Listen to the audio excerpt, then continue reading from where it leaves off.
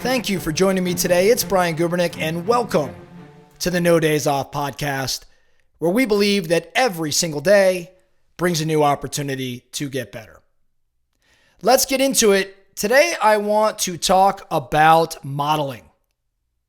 You've heard me say before in previous episodes that the single greatest way to improve your leadership is to model the behavior expected of those around you. Model the behavior expected of those around you. So yes, there are so many different leadership tactics and strategies to deploy, but if you want to be a better leader today, then show up the way that you want others in your world to show up. I say that quite often. Again, it's been a theme here at No Days Off. Recently, though, I heard a quote from Tony Robbins. That guy has a few of them. I heard a quote shared by Tony Robbins. I don't know if he's the originator of it or he borrowed it from someone else, but I heard Tony say, "You are a magnet of what you model." You are a magnet of what you model, which is a slight twist on what I was sharing earlier about modeling the behavior expected of those around you. That's a function of influence. But when you think about you are a magnet of what you model, where my head goes is what you model creates your environment. You attract those in your world based on what it is, in fact, you're modeling. You are a magnet of what you model suggests the idea that the things you focus on, the things you model in your life, attract similar things. In other words, it emphasizes what I think to be the power of thoughts, the power of your beliefs, the power of actions in shaping one's experiences.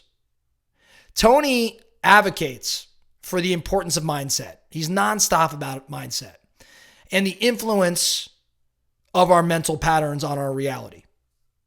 So this quote of Tony's encourages us to be mindful of our thoughts, be mindful of our behaviors and the examples that they set, and use these elements as ways to draw corresponding outcomes in our lives.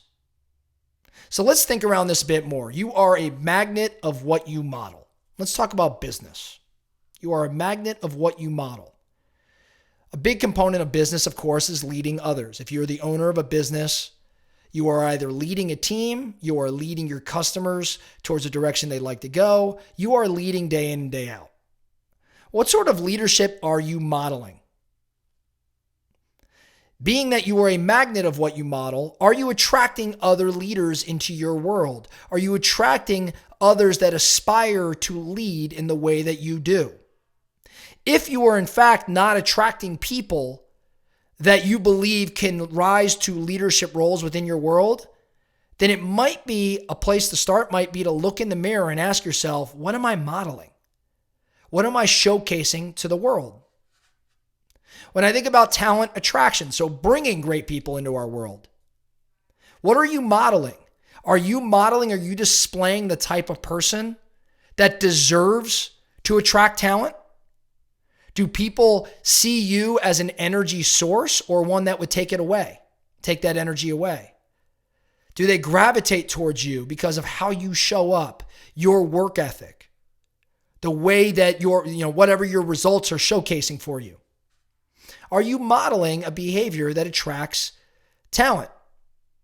How about those that want to increase their business?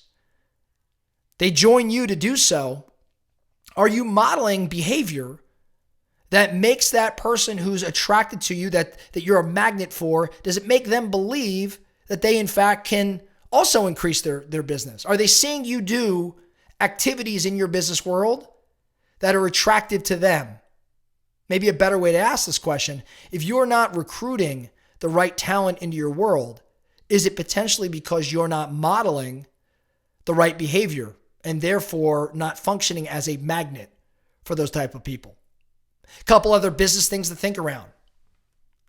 What about your management of your revenue and specifically of your expenses? Managing or analyzing your P&L, your income statement.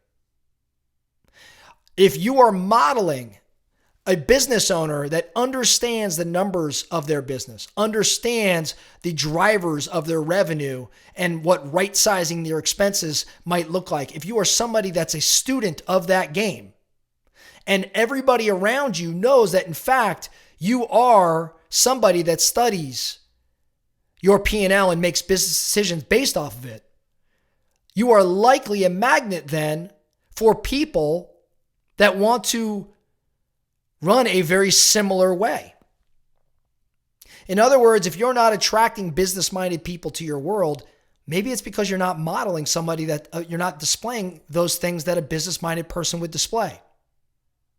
Lastly, as it pertains to business, decision-making. Best business owners out there are making decisions quite frequently, but they're making the right decisions more oftentimes than they're making the wrong ones. In terms of, you being a magnet of what you model, are you making good decisions, and are you attracting people into your world that are also making those right decisions? Are you doing ethical and moral things and therefore attracting ethical and moral people into your world? Interesting thing to consider. Now let's pivot. Let's pivot to health. When you think about health, I think about commitment to being healthy. You are a magnet of what you model. If you model a commitment to being healthy, you attract an environment that is committed to being healthy. How about your consistency around your health? If you are consistent, if you're modeling a behavior of consistency, then you are attracting, as a magnet would, consistency into your world. Financial wealth. If you are modeling the behavior of somebody that's growth-minded around their financial wealth, knowledgeable or aiming to become more knowledgeable, you will attract a circle of those that are on a similar path.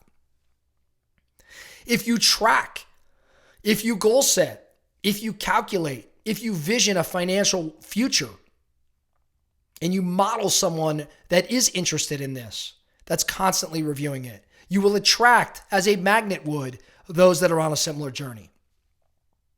Lastly, relationships. If you model the behavior of someone that's caring, of somebody that listens, somebody that's interested in others, somebody that's dependable, if you model this, then you will likely attract it into your world as well. In summary, I think about a quote we recently shared from Charlie Munger about the best way to find a good spouse is to, in fact, deserve one. The best way to attract a good spouse is to deserve one. When I think around this quote, you are a magnet of what you model. You will attract into your world what, in fact, you deserve. So how you show up and what you put out to the world creates this magnetic force for the good or for the bad. We could run through this same list all over again and show somebody that is a poor leader, makes poor decisions, isn't committed to their health, doesn't care about their financial wealth, doesn't manage their relationships. And what you'll find is they are likely attracting, as a magnet would, others into their world that follow a similar path. That's all I have for you today, the No Days Off podcast. Thank you so much for listening. And remember, every single day brings a new opportunity to get better. So let's get after it.